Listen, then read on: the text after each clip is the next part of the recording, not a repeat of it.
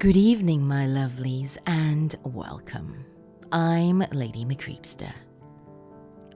This evening we have a very special tale, a continuation of a series that is very popular on this podcast and YouTube channel. It is a continuation of the Good Shade Hotel series by author HylianFae. If you are unfamiliar with this series, go to my YouTube playlists and search The Good Shade Hotel. All previous episodes will be there listed accordingly. For those of you who have already caught up or refreshed yourself with the tales of The Good Shade Hotel, this is the next episode. So come now, my dears, lean in closer and we'll begin.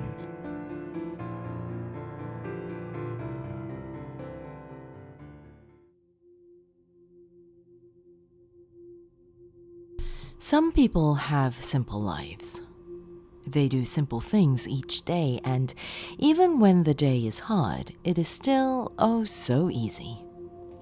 They don't think it's easy. Not a bit. They're exhausted. That's what happens when mortality weighs heavily upon you, when your lifespan is limited, yet you spend most of it slaving away to maintain a lifestyle. What if life could come to you easily? What if you can achieve your goals by merely waiting for others to do your bidding? The grass does not have to demand that the morning dew replenish its moisture. It simply does. That is the way a life is meant to be lived, but only for the majority of it. You almost always face some sort of challenge in life to get to your place of power or to maintain it. No leader should be followed simply because they seem grand. They must truly be worthy of being followed. Humans of the world have a long history of rebelling against rulers who did not offer enough to their followers.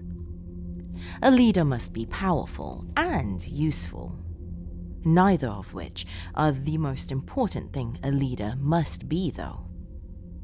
A leader must actually lead. Having the qualities of a leader without followers is meaningless, so you must face hardship to prove your worth. You must fight for your throne. These days, most of the fight for power lies in politics. Documents, laws, treaties, power made of paper. Paper being of the highest value to mankind. It is not so for others. Power is made true through the binds of blood. Be it through battle or birth, blood conquers all. Pacts, promises, deals, and ceremonies, all bound in blood, the nectar of each individual life. Anything that you humans would seal with a signature and a handshake, we seal with a drop of blood and a kiss. This is the way of the Fae. Fae, fairies, fairy, fair folk. There are many names for our kind, and many tales of humans who have stumbled upon our courts, or who have caught our attention. Most of the tales contain enough truth, but never enough for the Fae to turn out as expected. Meeting one of us might not be the romantic fantasy you've read about, but it depends on what goals you may help us achieve. We are a wise kind. Cunning, ruthless, and self-motivated would be the primary characteristics. That is not to say that we can't be hospitable, compassionate, and caring, though I believe there are many of us who lack these traits entirely. The two main courts keep our world in relative order. Light and dark, though those aren't the official names. However, we must always remember that light does not always equate to good, and dark may not necessarily equate to evil. They merely balance each other, though most prefer the light. They're less cruel than the Dark Court, but they are far from being entirely peaceful. There are smaller courts which scatter our world, the world that exists within yours. I'm part of one of those courts, but the details of my alliance are not something I plan to share at this time. Where our world is, how our world runs, and what our people do is not my priority now. All that information will be revealed in due time. I write today because I had an interesting meeting with a human recently. I've never been one to be fond of their kind, as you may have noticed from my prior observations. I've always seen them as weak and malleable. Naive little things who do as they're told. That being said, I've learned over the decades that not every human is so naturally pliable. Some of them are more aware of the true nature of this world. It is a cruel place that can corrupt even the most intelligent souls. But of those who are strong enough to deny the system that runs their earth, approximately half of them can see the fair folk. Anyone can see us when we allow it, but few can see through our shroud on their own. Many of those with the sight use their ability recklessly. They seek out the Fae to make deals. Deals with our kind can be quite profitable, but they can also bring grave consequences. A deal is what brought me here today. This specific visitor did not have the sight and was no different at all from many young humans I had encountered in the past, but the request, though plain, brought me to a discovery of someone who may have been missing for years. It began when a young boy stumbled down the stone staircase which led into my abode. I laughed as I watched his fragile body hit the mossy floor. I assumed that he tripped over the vines that grew in disarray over most of the staircase. He wouldn't be the first trespasser who stumbled down my pathway. I walked closer to him, planting my bare feet firmly on the soft floor as I stopped several feet away from his slouched form. "What brings you, mortal boy?" I spoke the words from deep within, and they echoed around the room. I smirked as he looked up, awestruck. I always enjoyed toying with the trespassers who came to request my services, and they were so predictable. They were easily intimidated by an unearthly appearance and an inhuman voice. He was almost attractive for a human. It took him a moment to bring himself to his feet and look me in the eye, but as he met my stare, he seemed to rethink his positioning. He quickly knelt, as though he was proposing. I gave him a sweet smile as he stared up at me. It was obvious that he was nervous. I raised an eyebrow as a hint that I was waiting, and he seemed to take the hint. He hesitated, thinking over the words. "Well, I was told that you can help me. You are the, Thorned Princess?" He flinched as he finished the name, as though I may murder him for the mistake. I debated it, but it was only recently that I obtained my new title.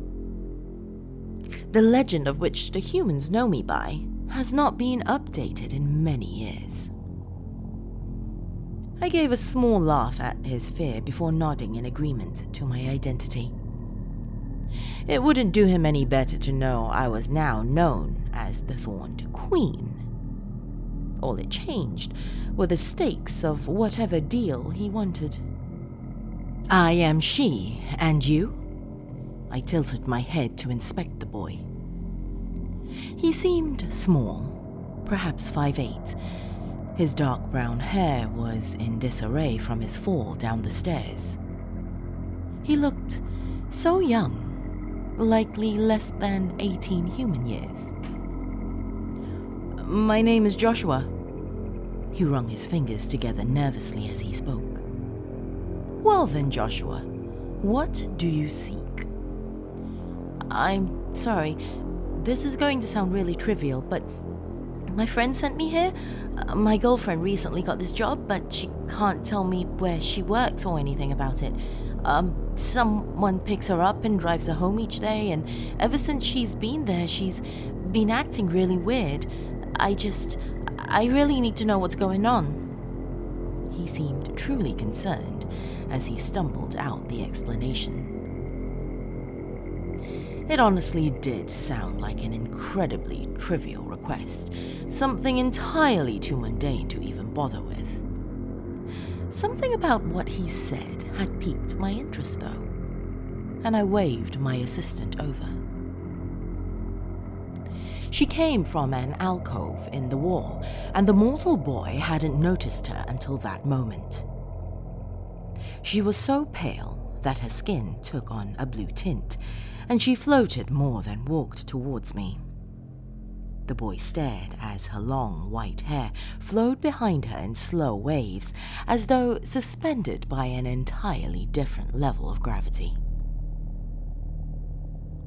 When she grew close, I leaned into her and whispered, "Get in contact with Mr. Smith and inquire about any new female employees."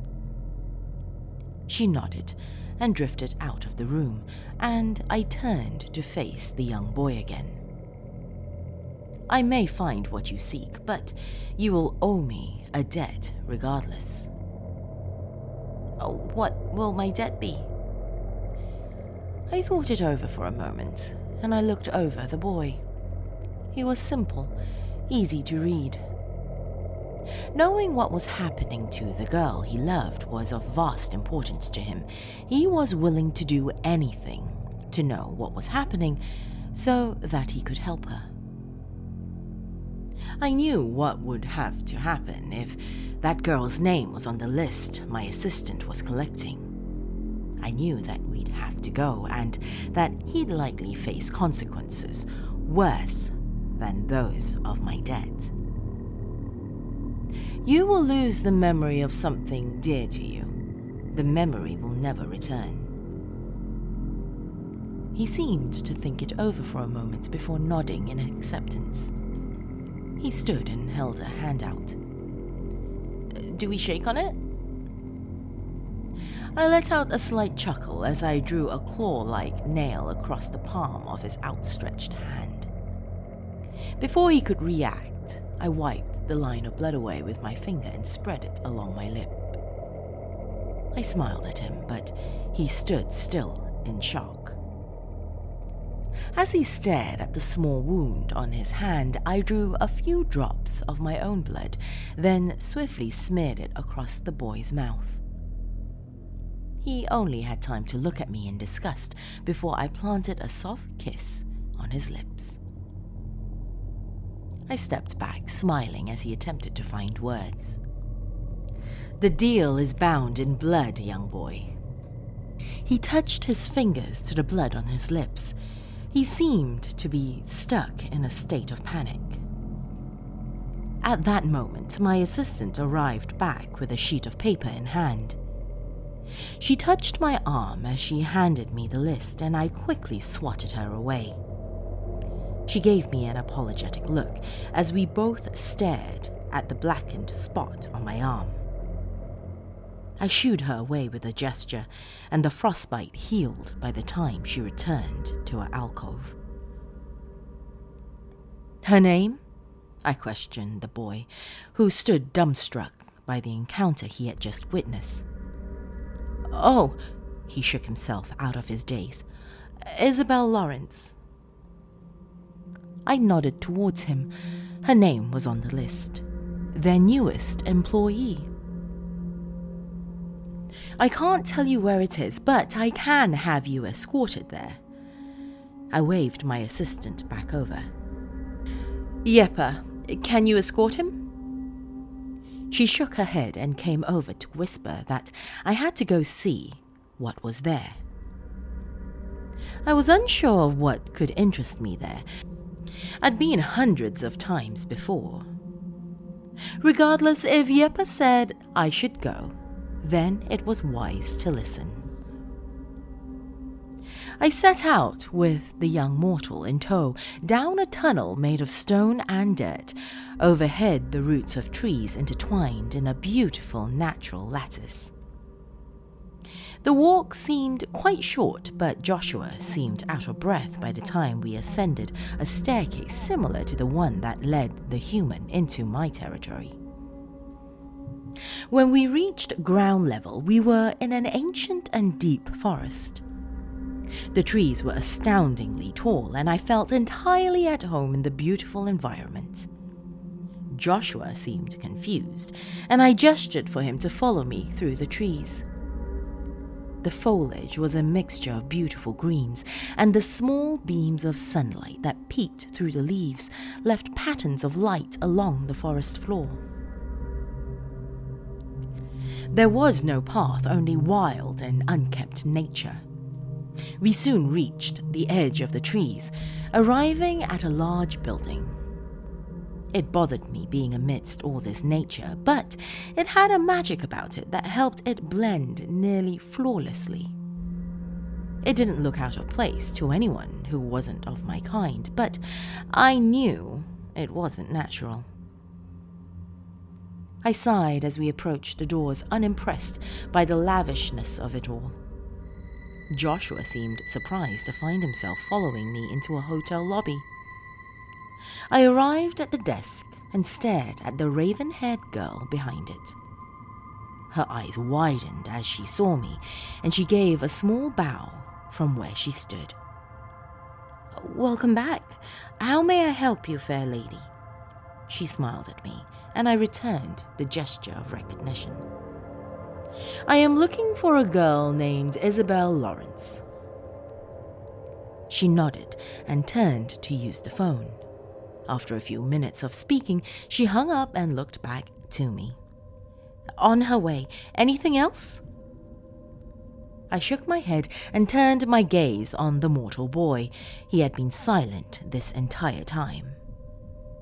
I was about to request my payment, but there was a ring from the elevator as the doors opened, and a small girl stepped out. Her hair was dyed a bright red, and she seemed to hit just 5 feet in height. She looked entirely too young to be working here. Joshua noticed her right away and ran towards her. "Isabelle!" She stood still, taken entirely by surprise by his presence. They embraced and had a quiet conversation before coming to stand in front of me. Joshua introduced the girl I had helped locate. I ignored the introduction and instead noticed the name tag located on the girl's chest. I could feel that there was something other about this girl. She could be the one we lost track of. I didn't say a word, but instead snatched the badge from her chest and took angry strides towards the office door behind the front desk. Inside the office sat the ever-confident Mr. Smith, who raised an eyebrow at me as I stormed in and slammed the heavy wooden door.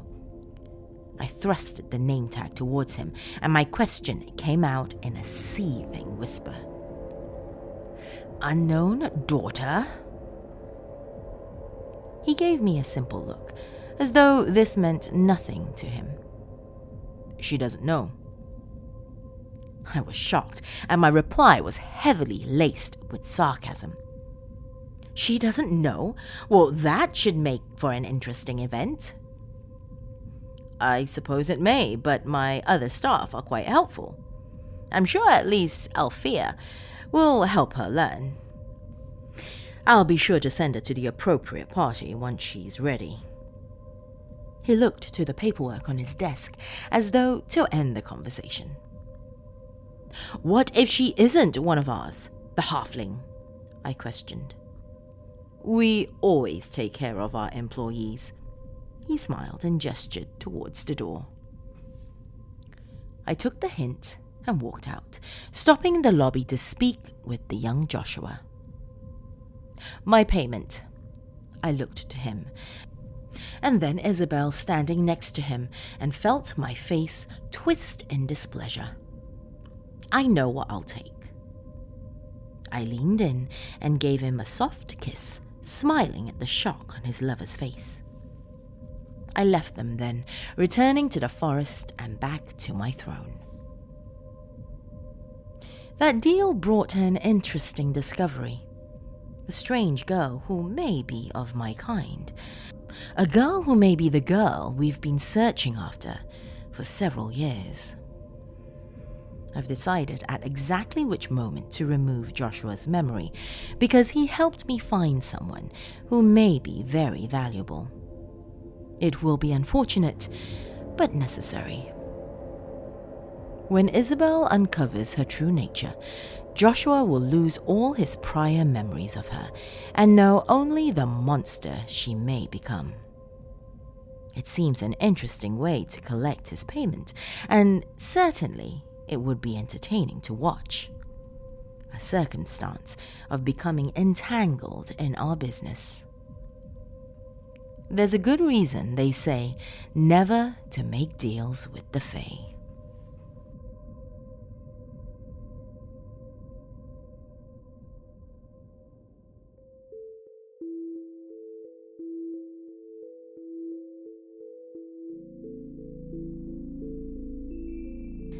HylianFae really does know how to keep us on the edge of our seats, doesn't she, my dears? If you enjoyed this tale and are watching on YouTube, be sure to give it a thumbs up and to leave a comment below. To those of you who are listening on the podcast, reach out to me on social media. I'm Lady McCreepster on both Facebook, Twitter, and Instagram, and tell me what you think of this story and series. To those of you who are members of my dark family on Patreon, once again, thank you for your support. If you too would like to become a member of my dark family and haven't done so yet, go to patreon.com/Lady McCreepster for more information. Unfortunately, my lovelies, that is all the time we have this evening. So till next time, sweet dreams.